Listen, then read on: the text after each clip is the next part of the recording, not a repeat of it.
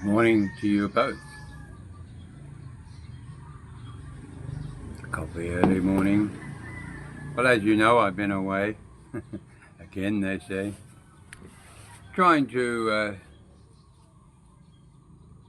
recalibrate one's thoughts and get my head round certain things that I have to deal with. I don't want to bore you with everything I've got. Yeah, I have got my teeth, but they're very, very sore, and I have to go back to the dentist to hopefully get them readjusted, maybe today.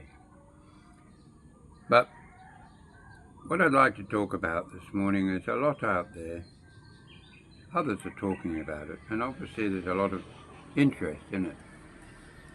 And that is that if I was to say, I'm going back home. Oh, really? Yeah, I've had enough. I'm heading back to New Zealand, and by doing so, I'll leave behind many memories, many thoughts that no doubt you've had yourselves over the years if you've been here. When we come to the Philippines, in a way, we all come on holiday. It's a rush. It's one of those things where everything and anything is new to us. Everything is shiny and grey and it's all different colours. And it's an exciting time. No matter whether it's the Philippines or France or Spain or Thailand, anywhere, the same feeling applies. It's like you're thrown in the deep end. You have to decide on what you wish to do in your life here in the Philippines. And for many, it's a moment when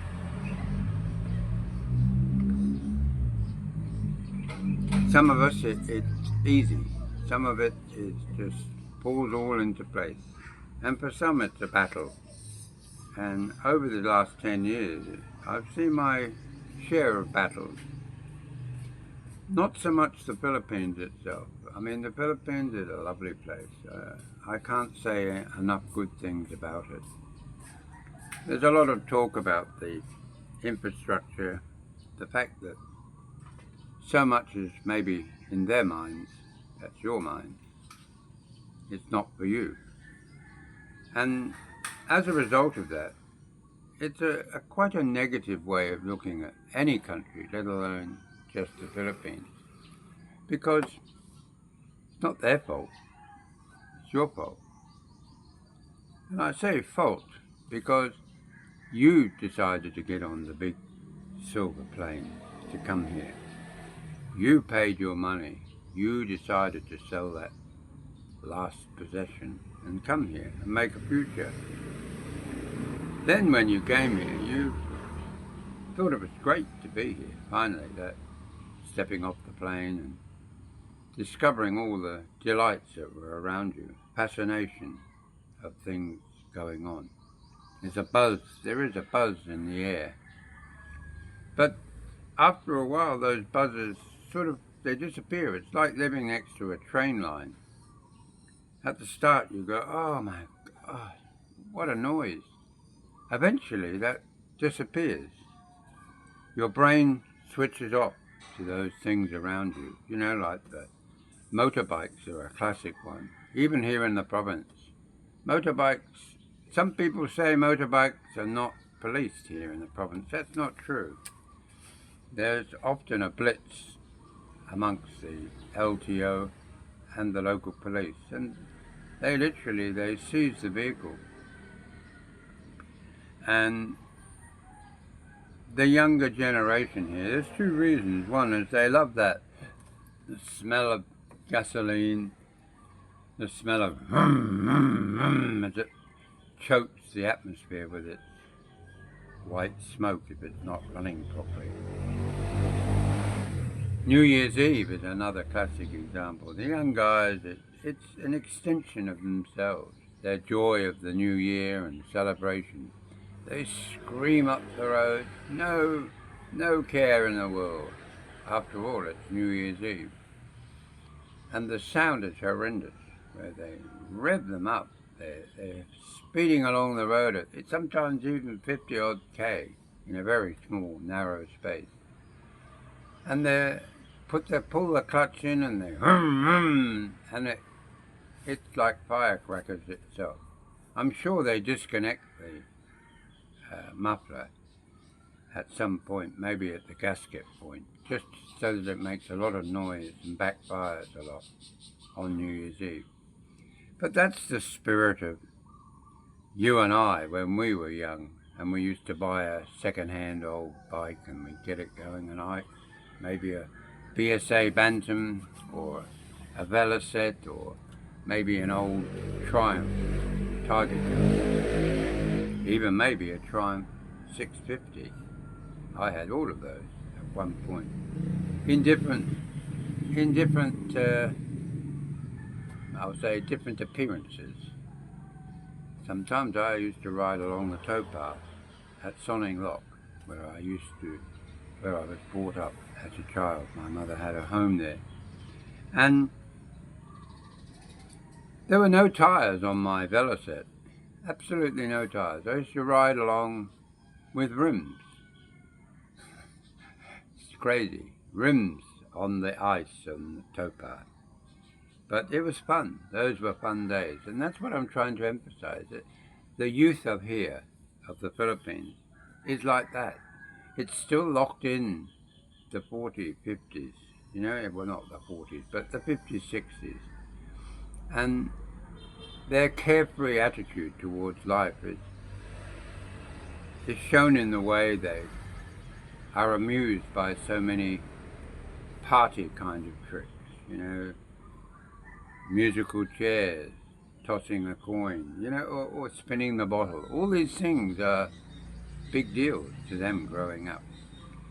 When I came back yesterday, was it yesterday? Whenever I came back, I think it was Saturday. Yeah, Saturday. No, hang on, yes, it was Saturday, yes. We got stuck on a bridge going into, I think it's Carmen or somewhere like that. And I was looking down on the river at the moment. And there was maybe half a dozen young kids. In the distance I could just make out that they were kids. And they were in their own little world, playing in the river, which was actually moving quite fast. But they were obviously sufficiently able to support themselves in the water, and they were having a great time. We were stuck in traffic for nearly an hour to get from one side of the bridge to the other. One traffic enforcer stopping everybody going across and to go forward. And the other side, maybe a kilometre along, we went onto the Tipex. But, it was such a wait. But the emphasis is what I'm saying is that the kids, the youth today, they're locked into the ways of the past. It's not true to say that all Filipino families are close. Yes, they're close in the sense that they can talk to each other civilly. But do they actually help each other? My answer to that is categorically no.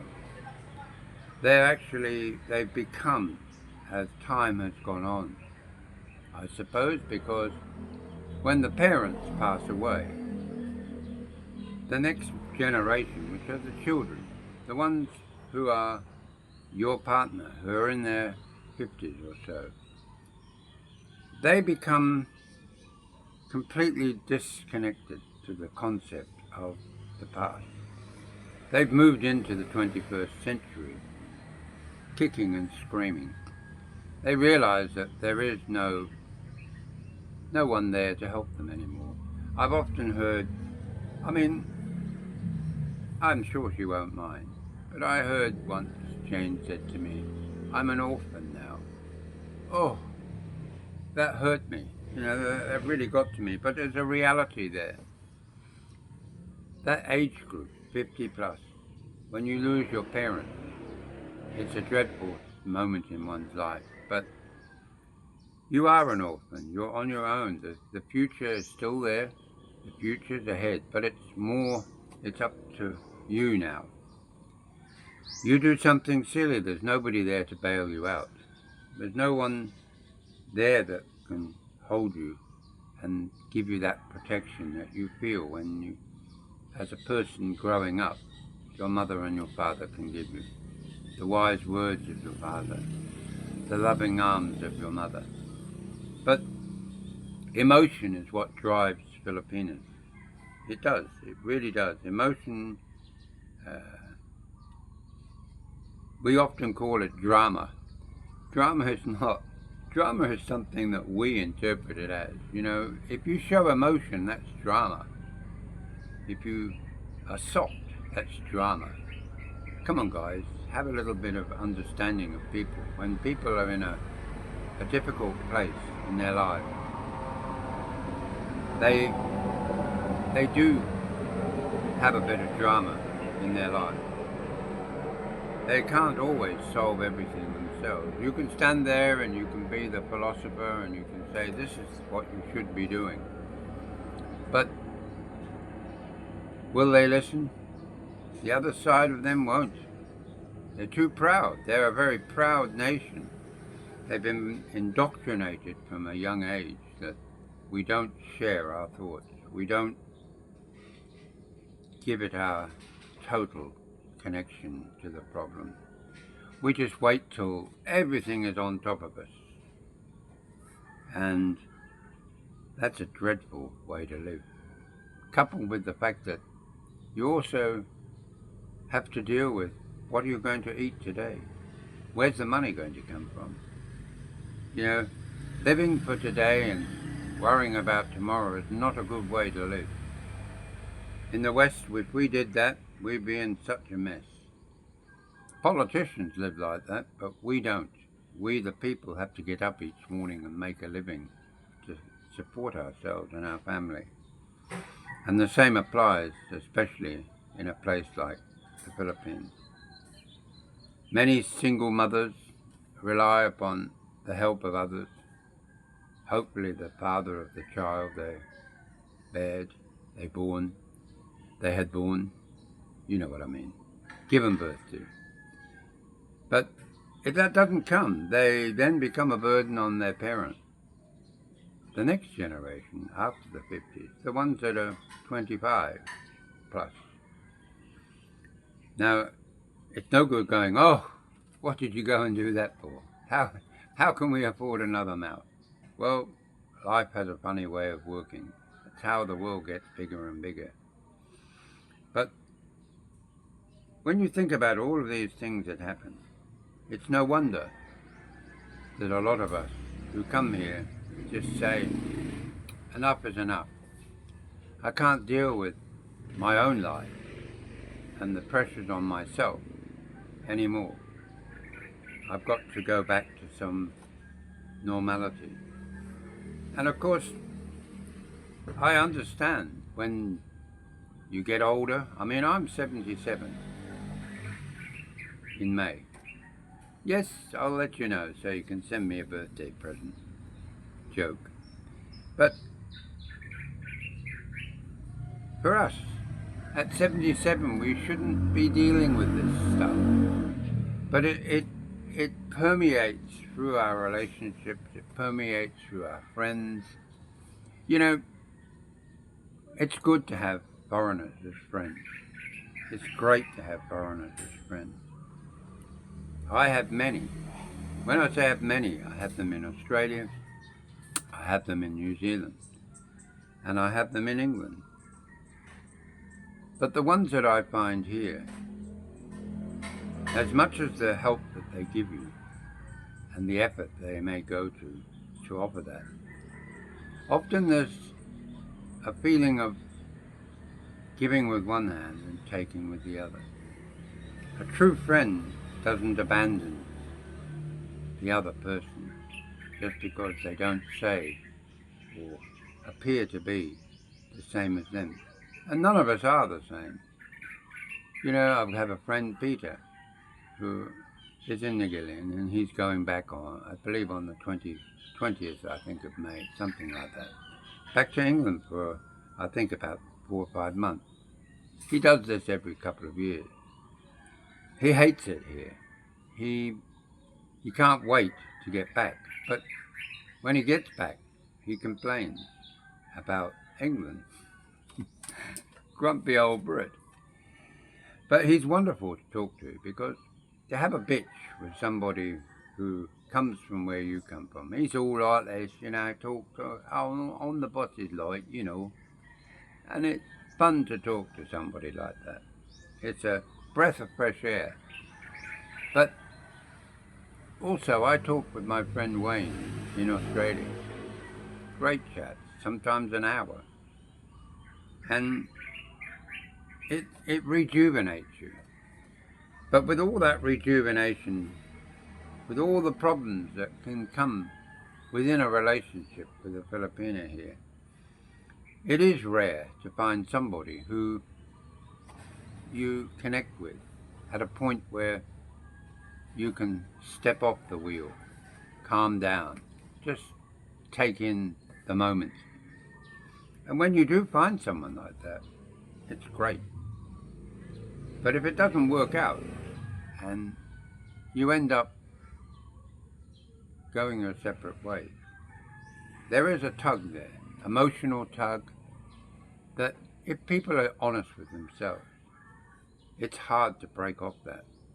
It's hard to not feel, not in the same sense that you still love that person, or whether you do or not, it's not a part of this conversation.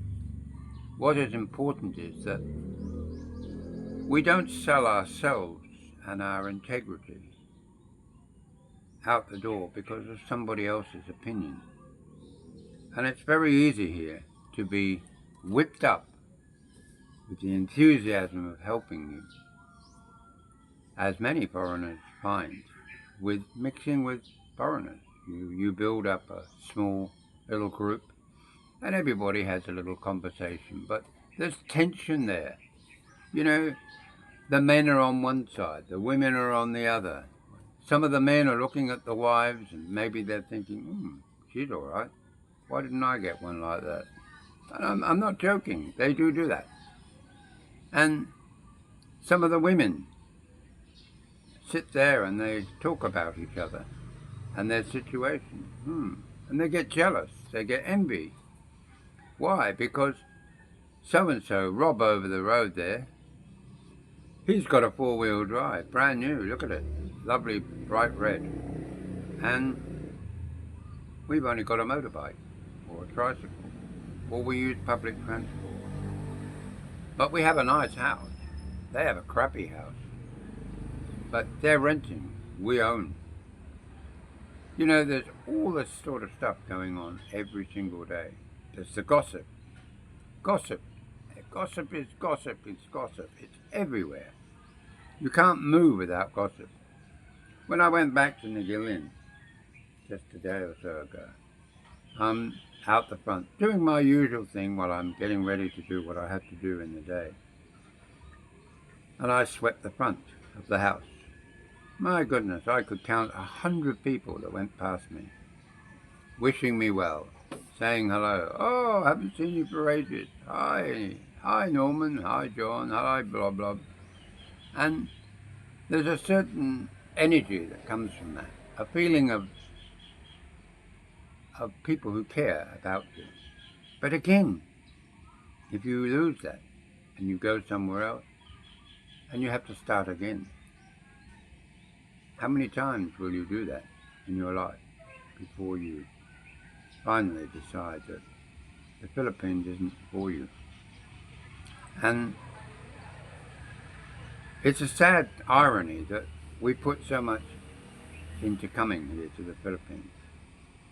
And the Philippine people are very hospitable, charming people in many ways, regardless of the wealth, the social standing that they have. But is it enough? I listen to so many, sorry guys, it's going to come eventually, so many Americans out there that still talk, and there's a dreadful guy. Why does he keep doing this? And he seems a nice guy. He interviews people, and I saw him on a video the other day that Ian, living in the Philippines, did a critique of his channel about budgets. My goodness, Ian is so right. Brilliant video, Ian. But it's appalling that the Americans who do these blogs paint this absolute bullshit perspective of living here in the Philippines. They throw in the occasional little gold nuggets that sort of, for them, can maybe justify their absolute BS that they provide. But people listen to it. Americans listen to it. Oh, he's a fellow guy. Well, he knows what he's doing. Boots on the ground. All that type of stuff.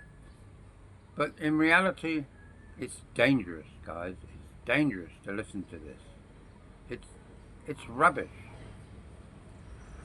And there are other guys out there. There's an English guy at the moment that I'm watching. Something about through the eyes of an expat or something like that. I think his name's Stephen.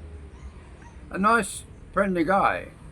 Just, I think he's around 60 years old. He's not retired yet. He's retired, but he's not on a pension. So he's using his own money. I believe he's going to have to go back to England anyway to sort of try and recoup. Because it's very hard to live here and just watch your all your money just drain away if you haven't got anything to top it up all the time. To come here without a pension is crazy, absolutely crazy. And it has to be a pension that you can live on.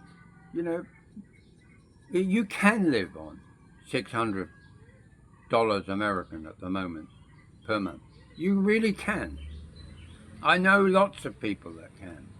I can. You can. But why can you? Because I live frugally.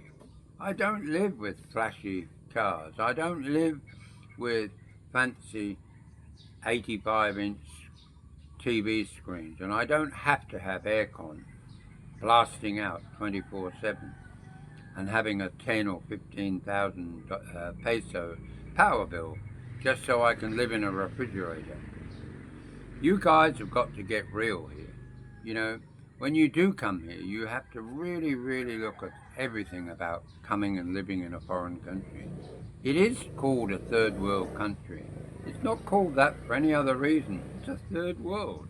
It's different from a second world or a first world. You know, honestly, guys, get real.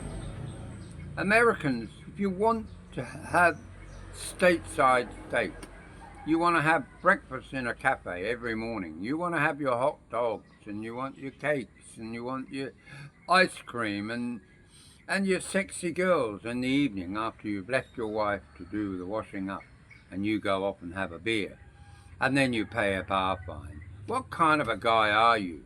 What kind of a guy wants to transfer a lifestyle of America here? Why? Okay, if you want to, have many, many, many thousands of dollars.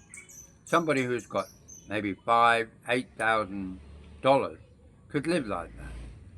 But then, why? Why did you come to the Philippines? If that's what the lifestyle you want, did you have that lifestyle in America? I'll guarantee you didn't. You know why? Because if you look at the news and you look at the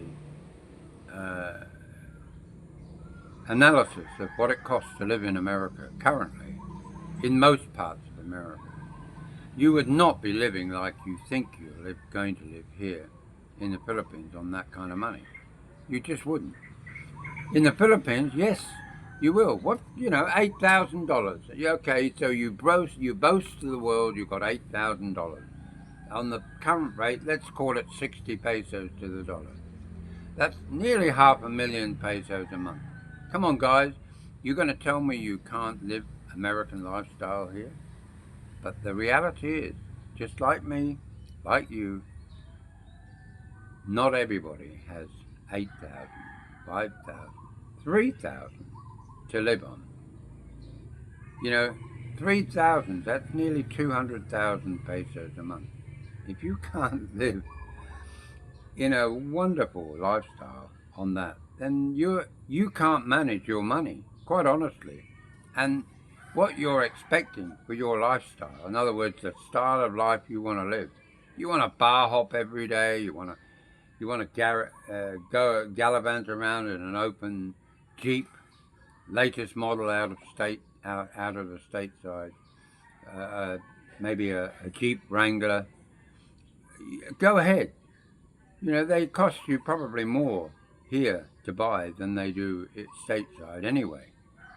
But what do you got? A chick puller, you know? Somebody you can drive around and go, hi, and they want to have a ride. You want to come for a ride? You know, come on, boy. Come on, girl. Let's go. Boy or girl. You know, there's some weird people coming here to the Philippines. Really weird people. You only have to look at BI and see the kind of people they turn around. And sadly, the people that come here, unfairly I think, they say they're the dregs. They're not the dregs. They're just people who want to live their life out in retirement as they're getting in the 60s, 70s, and sometimes 80s. And they have a limited budget. They're not on those big budgets. They may be on $1,500, maybe $1,800. And even on that, you have to watch your pennies. They tend to drift away no matter what you do. So, my message to everybody before you come here, so that you don't find yourself, like I said at the beginning, considering going back. What a waste to put all your energy into coming to such a beautiful place, only to have to end up crashing out at the dawn of your death. Terrible. Anyway, guys, it's good to be back, and I hope that you enjoy watching my videos still. Please support both the channels. It's not about who it's supporting, it's about supporting me, showing me that you care about me and that you care about the videos that I put out. You know, I'm often surprised how the type of viewer that gets to watch some of these channels, why more than mine? You know, not envy, it's just puzzle how somebody can get 50,000 views in 2 days. What brings them to that channel? Is it their looks? Is it the subject matter? I don't know. But I plod along, and go and get my teeth done today, hopefully. Be a bit more comfortable. And finish my breakfast. So, don't forget to like, share, press the notification button. Share your videos with others. Let others know what you've discovered in my channel. Put a link to my channel maybe on your Facebook, on your YouTube. Don't be scared to leave a message or comment. It's always lovely to have it. And eventually you'll be able to buy me a coffee, maybe, if you feel the need. In the meantime, of course, there's always PayPal. Bye now, guys.